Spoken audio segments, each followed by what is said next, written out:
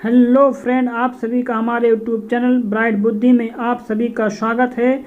तो हम पढ़ेंगे आज अध्याय 14 हमारे इतिहासकार। इससे पहले के 13 अध्याय समाप्त हो चुका है, तो आप हमारे प्लेलिस्ट में जा कर के शेष अध्याय को देख सकते हैं। वे है क्लास 6 की बुक है अतीत से वर्तमान भाग 1। तो अगर वीडियो अच्छी लगे तो वीडियो को लाइक, कमेंट और अपने दोस्त के साथ शेयर ज़रूर करें। तो चलिए शुरू करते हैं। हमारे इतिहासकार केपी जायसवाल या एएस अल्तेकर,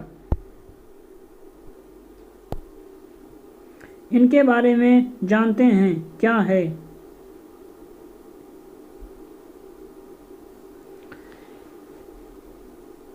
करीम का सवाल पटना जिला स्थित मध्य विद्यालय अकबरपुर के बच्चे पटना में कुम्हरार या मोरकालीन अवशेष घूमने आए हुए थे। कुछ बच्चों की नज़र चमकीले लाल पत्थर के स्तंभ पर गई। एक बच्चे ने अपने शिक्षक से पूछा, सर क्या यह अशोक का वही स्तंभ है जिसके बारे में हम अध्याय 9 में पढ़ चुके हैं। शिक्षक ने कहा, हाँ ये खुदाई से निकली है। तपाक से करीम ने पूछा, ये खुदाई किसके द्वारा और क्यों कराई जाती है। शिक्षक ने करीम की जिज्ञासा को शांत करते हुए कहा, इतिहासकार खुदाई में मिले इन्हीं अवशेषों के आधार पर हमारे अतीत अर्थात इतिहास के बारे में जानकारी देते थे। आप अध्याय 14 में बिहार के 2 ऐसे ही महान इतिहासकारों में जानेंगे। काशी प्रसाद जायसवाल के बारे में, ये भी एक इतिहासकार थे। इनका जन्म 1882 से 1937 तक थे। काशी प्रसाद जायसवाल मिर्जापुर उत्तर प्रदेश के निवासी थे, लेकिन इनकी कर्मभूमि पटना थी। ये पेशे से अधिवक्ता अर्थात वकील थे, लेकिन इनकी ख्याति भारतीय इतिहास एवं संस्कृति के महान विद्वान के रूप में ज़्यादा हुई। हिंदू राजतंत्र, प्राचीन भारतीय राजतंत्र पर उनके विचारों, लेखों, पुस्तकों ने इतिहास लेखन में क्रांति ला दी। कई पुराने विचार समाप्त हो गए। काशी प्रसाद जायसवाल की आर्थिक स्थिति बचपन में अच्छी नहीं थी। इनकी प्रारंभिक शिक्षा इनके घर पर ही लंदन मिशन अर्थात आजकल बाबूलाल जायसवाल हाई स्कूल में हुई। इनके व्यक्तित्व पर भारतीय स्वाधीनता संग्राम का जबरदस्त प्रभाव पड़ा और इनका मन पैतृक व्यवसाय में नहीं लगा। तब इन्होंने 25 वर्ष की आयु में इंग्लैंड जाकर पढ़ने की इच्छा व्यक्त की। इन्होंने ऑक्सफोर्ड विश्वविद्यालय से इतिहास में एमए की डिग्री हासिल की और अगले वर्ष बैरिस्ट्री भी पास की। लंदन में इनका संपर्क श्यामजी कृष्ण वर्मा, लाला हरदयाल सावरकर आदि से हुआ। 1990 में स्वदेश लौटकर कलकत्ता में इन्होंने वकालत शुरू किया। आगे चलकर कलकत्ता विश्वविद्यालय में इतिहास पढ़ाने लगे, परंतु क्रांतिकारी विचारों के कारण इन्हें सरकार ने पद त्याग करने के लिए बाध्य कर दिया। 1919 में इनसे पटना विश्वविद्यालय के द्वारा भारतीय पुरातत्व एवं संस्कृति विभाग का रीडर बनने का आग्रह किया गया। अनंतः पारिवारिक आवश्यकताओं एवं सरकार की गलत नीतियों के कारण उन्हें विश्वविद्यालय छोड़ करके वकालत से अपनी जीविका चलानी पड़ी। ये हिंदू कानून के मर्मज्ञ एवं आयकर के विशेषज्ञ वकील थे। अपनी सारी व्यस्तताओं के बावजूद प्राचीन भारतीय इतिहास पर शोध कार्य करते रहे। जायसवाल साहब पुरालिपि और प्राचीन मुद्रा के ज्ञाता थे। ये अपनी जेब में अनपढ़ा प्राचीन सिक्का भी रखते थे ताकि फुर्सत के क्षण में इसे पढ़ा जा सके। मनु और याज्ञवल्क्य स्मृति पर कई शोध कार्य करके इन्होंने हिंदू कानून पर मर्मज्ञता हासिल की है। जायसवाल साहब Bihar and Orissa research society के संस्थापक सदस्य थे और इस संस्था के द्वारा प्रकाशित शोध पत्रिका के आजीवन संपादक भी रहे। पटना संग्रहालय की स्थापना भी इन्हीं के प्रयासों का परिणाम है। इस संग्रहालय का भवन मुगल राजपूत कला का सुंदर उदाहरण है। डॉक्टर राजेंद्र प्रसाद की अध्यक्षता में बिहार इतिहास परिषद की भी इन्होंने स्थापना की। ये कई समितियों के सदस्य रहे एवं कई पत्रिकाओं का संपादन भी किया था। ये काफी निर्भीक और मिलनसार व्यक्ति थे। इनके साथ राहुल सांस्कृत्यायन, रविंद्रनाथ टैगोर, रामधारी सिंह दिनकर के काफ़ी नज़दीकी संबंध थे। ये कई सम्मेलनों एवं संस्थाओं के सदस्य एवं अध्यक्ष भी रहे। 1924 में इनकी पुस्तक हिंदू पॉलिटी प्रकाशित हुई। इस पुस्तक ने भारतीय इतिहास को देखने के नज़रिए से क्रांतिकारी परिवर्तन लाया। इन्होंने भारत के गौरवशाली अतीत को उजागर करते हुए साबित किया कि भारत में प्रजातांत्रिक व्यवस्था उत्तर वैदिक काल से ही थी।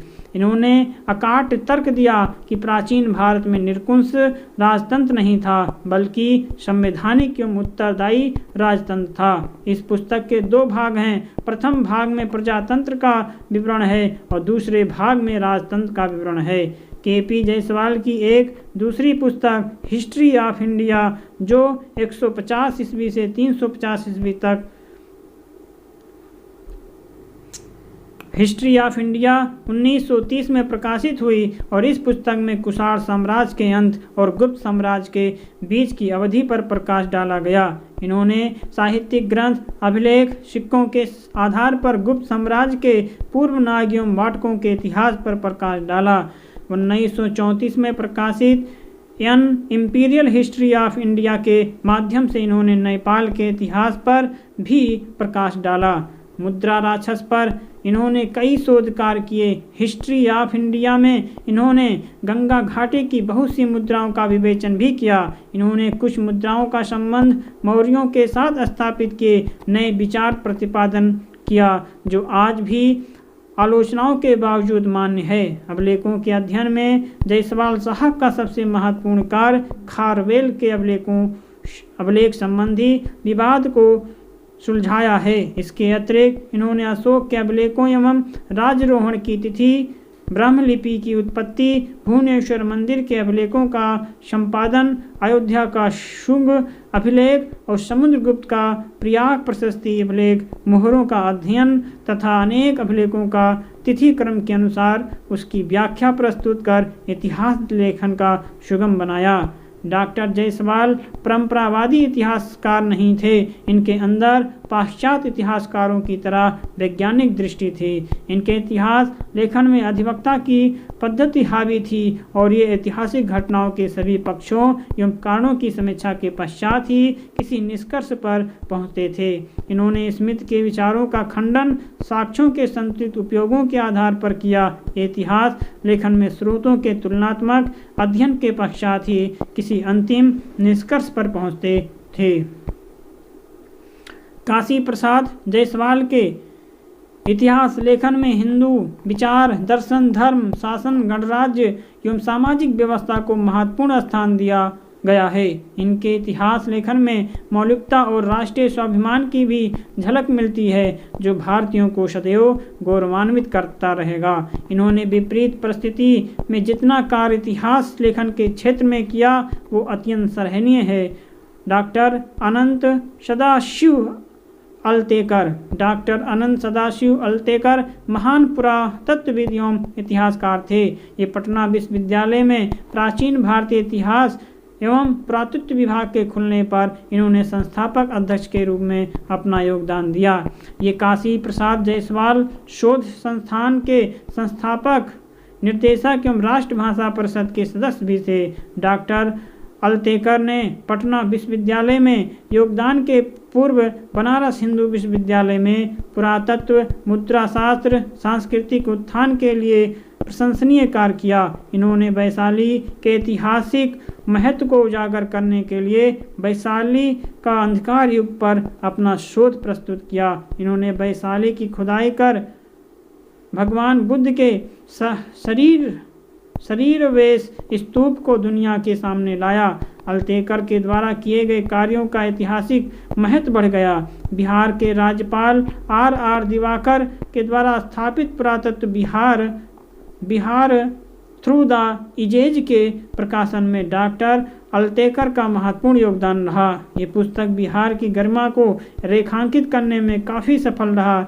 डॉक्टर अल्तेकर बिहार सरकार के अनुरोध पर बिहार का संपूर्ण इतिहास लिखने की योजना बना रहे थे।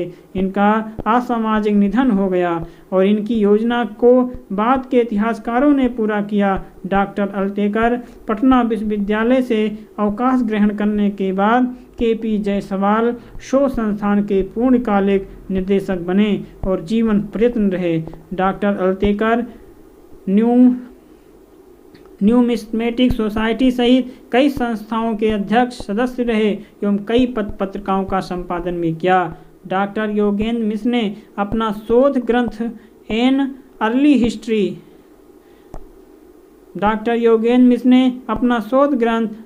अर्ली हिस्ट्री ऑफ वैशाली उन्हीं को समर्पित किया। न्यूमिस्मेटिक सोसाइटी ने तो अपने भवन का नाम अल्तेकर भवन रखा। डॉक्टर अल्तेकर छात्र जीवन से ही प्रतिभा संपन्न एवं अत्यंत मेधावी थे। इन्होंने मुंबई विश्वविद्यालय से संस्कृत में चांसलर मेडल प्राप्त किया एवं LLB के लिए लॉरेंस जेकिंस स्कॉलरशिप भी प्राप्त किया। इनकी नियुक्ति बनारस हिंदू विश्वविद्यालय के भारतीय संस्कृति विभाग संस्कृति अध्यापक के रूप में हुई। इन्होंने राष्ट्रकूटों के इतिहास पर DR बनर्जी के निर्देशन में D.Litt की उपाधि प्राप्त की। इनका शोध प्रबंधन पुराभिलेख साहित्यिक स्रोतों पर आधारित था। इसके कारण इनकी ख्याति एक इतिहासकार के रूप में फैली। अपने अथक प्रयास से इन्होंने 21 पुस्तक और लगभग 200 शोध पत्र प्रकाशित किया। मुद्रा शास्त्र में इनकी रुचि विशेषज्ञता ने पटना विश्वविद्यालय को गुप्तकालीन स्वर्ण मुद्राओं से समृद्ध कर दिया। स्वतंत्रता के पूर्व इनकी कई पुस्तक प्रकाशित हो चुकी थी। बिहार राष्ट्र भाषा परिषद ने उन्हें उनकी पुस्तक प्राचीन भारतीय शासन पद्धति के लिए 1000 मुद्रा का पुरस्कार प्रदान किया। पुरस्कार ग्रहण करते वक्त इन्होंने कहा था कि मैंने राष्ट्र भाषा समझकर हिंदी की सेवा की है, आर्थिक लाभ के लिए नहीं। राष्ट्रभाषा हिंदी के प्रति इनमें अगाध प्रेम था। इन्होंने 1954 में अमेरिका में अतिथि व्याख्याता के रूप में बुलाया गया। इसी वर्ष भारतीय संस्कृति पर व्याख्यान देने वेस्ट इंडीज भी गए। डॉक्टर अल्तेकर इतिहास लेखन में किसी बात से नहीं बंधे हुए थे। प्रत्येक क्षण व्यस्त रहने में विश्वास करते थे, जिसके कारण इन्हें हड़बड़िया भी कहा गया। इनका मानना था कि जब किसी पुस्तक की पांडुलिपि तैयार हो जाए तो इसे प्रकाशित कर देना चाहिए। इन्हें संवारने का कार्य नए शोध प्रज्ञों पर छोड़ देना चाहिए। अल्तेकर के शोध का आधार मूलतः साहित्यिक स्रोत था, लेकिन ये पुराभिलेखों एवं मुद्रा शास्त्र के भी ज्ञाता थे। पुरातत्व के क्षेत्र में इन्होंने बिहार में सर्वाधिक कार्य किया और अल्तेकर रूढ़वादी नहीं थे। नारियों के प्रति इनका दृष्टिकोण उदार था।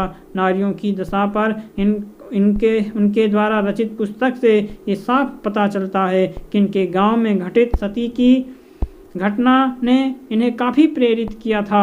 इन्होंने इलाहाबाद के लीडर पत्र में एक लेख छपवाया जिसमें यह साबित किया था कि वेद पढ़ने का अधिकार स्त्रियों और शूद्रों को भी है, और ये लेख उसी समय प्रकाशित हुआ जब एक शूद्र लड़की BHU के प्राच्य विभाग में अध्ययन करना चाहती थी। इसी कारण इस लेख की चर्चा काशी में खूब हुई। डॉक्टर अल्तेकर ने पंडित राहुल सांस्कृत्यायन के द्वारा संग्रहित पांडुलिपियों के प्रकाशन के लिए काफ़ी मेहनत किया और इस कार्य में इन्हें बलदेव मिश्र का अपेक्षित सहयोग भी मिला। इनके संबंध में जगदीश चंद्र माथुर ने अपने संस्मरण में लिखा है कि मैं अक्सर ताज्जुब करता था कि डॉक्टर अल्तेकर ने अपने सभी ग्रंथ भारत में ही क्यों छपवाए, जबकि उनकी इतिहास विषयक रचनाएं विश्व स्तरीय थी, क्योंकि इंग्लैंड या अमेरिका में प्रकाशित ग्रंथों को जो प्रतिष्ठा थी वो भारत में प्रकाशित ग्रंथों की नहीं थी। क्या डॉक्टर अल्तेकर इस बात को नहीं समझ सके? एक बार पूछने पर उन्होंने कहा कि बहुत पहले जब राष्ट्रीयता का दौर आया था तभी मैंने संकल्प लिया था कि इंग्लैंड में अपनी पुस्तक नहीं छपवाऊंगा। आखिर इतने लोग महंगे विदेशी कपड़ों का बहिष्कार क्यों खादी को अपना रहे थे? मैं अपने ग्रंथों को तो देसी रूप दे सकता था। हाल की अब परिस्थिति बदल गई है। लेकिन संकल्प को कैसे तोड़ूं। डॉक्टर अल्तेकर राष्ट्र प्रेम से सदैव अभिभूत रहते थे। वे खादी का वस्त्र भी धारण करते थे। इनका जीवन बिल्कुल सादा था, लेकिन शोध कार्य में कभी पीछे नहीं रहते थे। तो आज के अंक में बस इतना ही, और ये लास्ट क्लास थी क्लास 6 के अतीत से वर्तमान भाग 1। अब हम मिलेंगे किसी एक नई बुक के साथ और एक नए लेसन के साथ। तो वीडियो अच्छा लगे तो वीडियो को लाइक, कमेंट और शेयर ज़रूर कीजिए, और अपने दोस्तों के साथ ज़रूर शेयर कीजिए। तब तक पढ़ते रहिए, मस्त रहिए। नमस्कार।